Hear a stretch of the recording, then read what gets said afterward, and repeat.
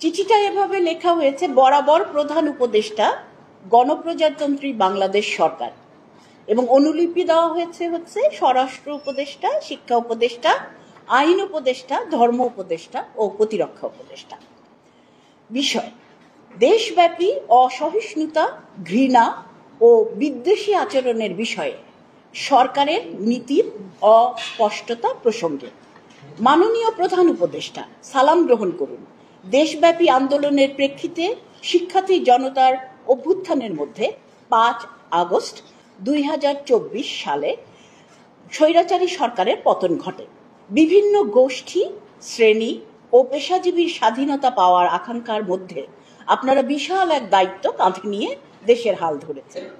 আকাঙ্ক্ষার তীব্রতা ও বিগত বছরগুলোতে ক্ষয়ক্ষতির পরিমাণের কারণে আপনাদের পথ দুর্গম, সেটা আমরা জানি।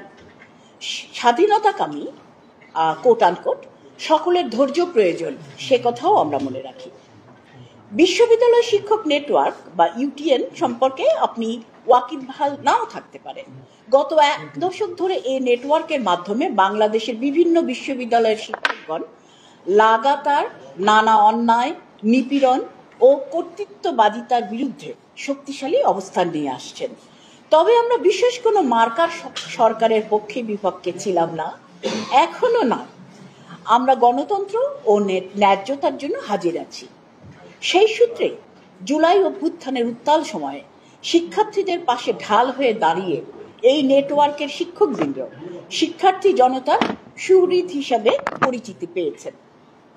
পরিতাপের বিষয়, অভ্যুত্থানের মাত্র কয়েক সপ্তাহের মধ্যে বাংলাদেশের নানা প্রান্তে বিভিন্ন ধরনের অসহিষ্ণু, আক্রমণাত্মক ও নৈরাজ্যবাদী জমায়েত আমরা লক্ষ্য করেছি।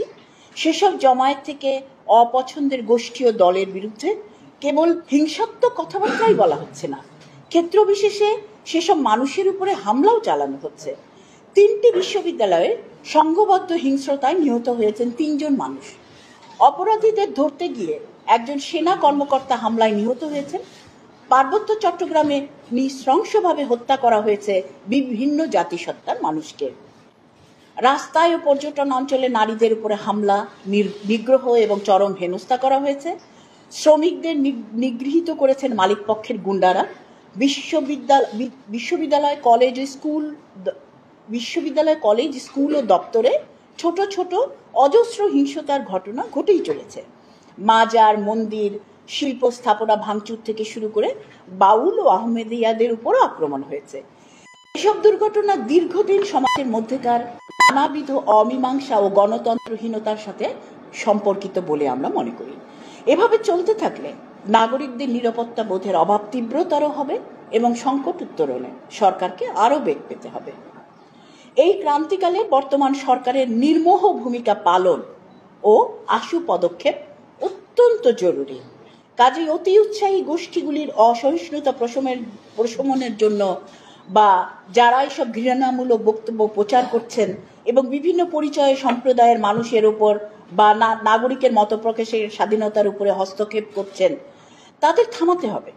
তা না করে সরকার বা কোনো বিশ্ববিদ্যালয় প্রশাসন নিজেরাই যদি এসব হস্তক্ষেপকারীদের সাহস জুগিয়ে সাধারণ নাগরিকদের নিরাপত্তাহীনতার ভয় দেখিয়ে কোনো গোষ্ঠীর কথা পালনে বাধ্য করেন, যেমনটা ঘটেছে বাংলাদেশ কৃষি বিদ্যালয়ে, সেখানে ব্র্যাকেটে বলা আছে যে সেখানে চাপে পড়ে প্রশাসন নিরাপত্তা দিতে রাজি হয়নি বলে একটি আলোচনা সভা বাতিল করতে বাধ্য হয়েছে শিক্ষার্থীরা, যেটা আজকেই হওয়ার কথা ছিল।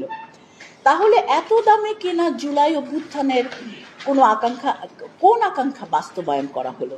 সরকারের পক্ষ থেকে সুস্পষ্ট ঘোষণা আসতে হবে যে তারা আসলে অন্তর্ভুক্তিমূলক সমাজ কিভাবে নিশ্চিত করবেন এবং অন্তর্ভুক্তি বিষয়ে তাদের অবস্থান তাদের নীতিসমূহের মাধ্যমে কি করে স্পষ্ট করে তুলবেন।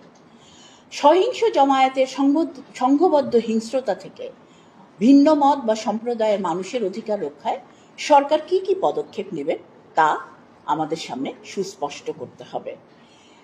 এরপরে আমরা বাংলাদেশ নেটওয়ার্ক, শিক্ষক নেটওয়ার্কের পক্ষে আমার নাম দেওয়া হয়েছে, সেটা একজন সিগনেটারির নাম দেওয়ার জন্য, কিন্তু আসলে এটা আমাদের সবার বক্তব্য।